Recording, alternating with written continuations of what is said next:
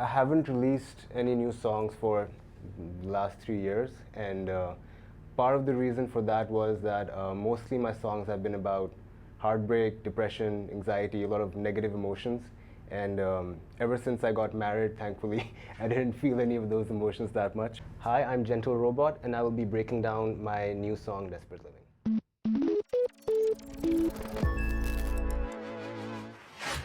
The inspiration I get from negative emotions is a lot different than with positive emotions. And with this song, I wanted to explore something different than just heartbreak and depression and anxiety, which I had written a lot of songs about already, so it was time to move on to something different.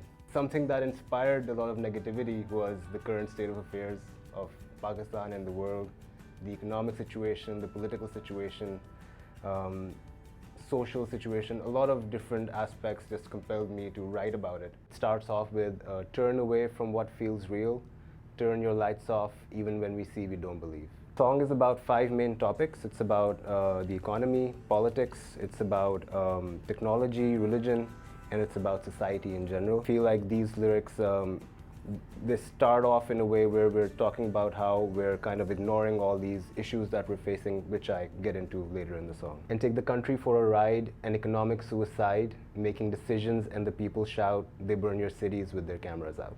So I wrote this song at the peak of the economic turmoil, with Imran Khan getting imprisoned and everything, and there was just chaos in the streets. And yeah, it's talking about how politicians have their own agenda. They don't really care about the people.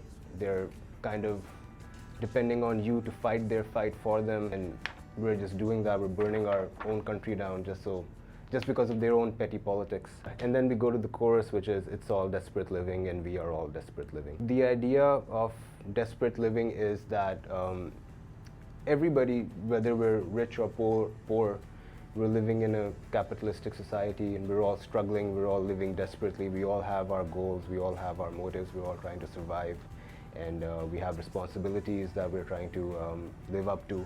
So everybody's in their own capacity living desperately. Title Desperate Living, I actually borrowed it from a band that I'm a big fan of. It's called Horse the Band. So they have an album called Desperate Living with a title track called Desperate Living as well. It's an amazing album. And also because, you know, as a fanboy, I wanted to pay tribute to the band as well. We burned this house together, watched it all burn away. It's okay. No need to operate. Our necks will dislocate. Maybe this noose is our fate. So this is basically a very hopeless take on the situation right now. It's talking about how there's no way we can get out of this situation given the state of the economy. We're just taking up loans to pay the interest on our previous loans. It's not a good situation we're in. I don't think it's gonna get any better. So it's just, I'm just making you guys feel hopeless in this situation right now. And there's a London calling, funding stalling, and America's bawling, countries falling, a political idiocracy, there's no such thing as a democracy. So this is talking about Pakistan trying to get funds from IMF. It's about the global recession, where America is also feeling the pain, feeling the hurt, global inflation, how not just in Pakistan but globally, democracy isn't real. We can all admit that it's not real.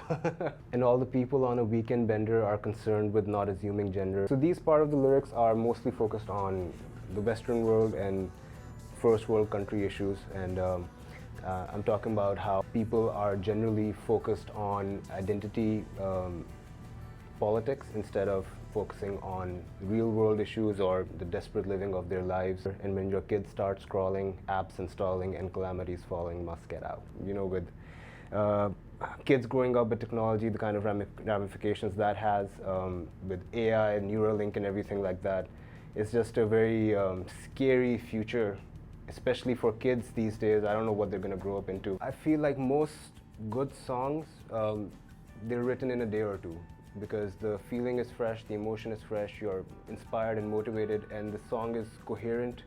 And then one night I was like, okay, I'm just gonna sit down and finish these lyrics, and I think I sat down at 12 a.m.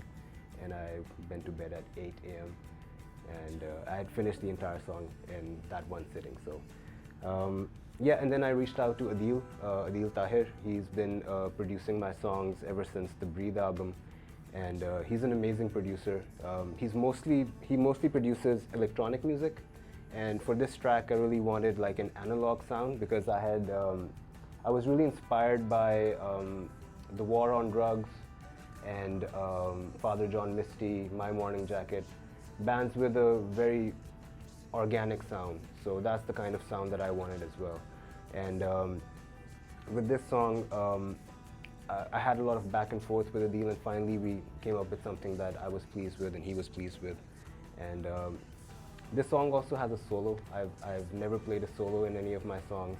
Even though I come from a metal background, I used to be the lead guitarist for Taka, but I've never played a solo in any of my songs. And I felt that for this song it was justified to play a solo. And even on the solo, I didn't want to like play something too complicated. I think it was Steven Wilson, he's also one of my idols, who said that I'd rather hear David Gilmour play one note that completely breaks my heart than listen to Joe Satriani play 300 notes and not feel anything at all.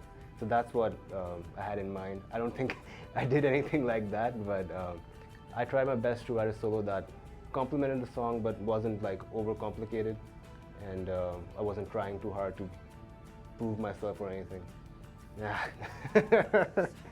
So the music video is from a time, it was 1993, me and my family went on a Euro trip, and I was maybe 3-4 years old. And that was like the last memory I have of life just being wonderful and great, you know, no stresses, no nothing. And right after that trip, I remember everything just went downhill.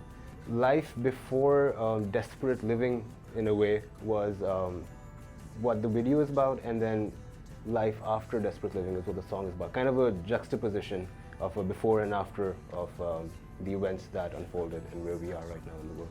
Thank you for watching my breakdown of Desperate Living. You can listen to my new track on Spotify and watch the music video on YouTube, and you can watch more music related content on The Lost Aux.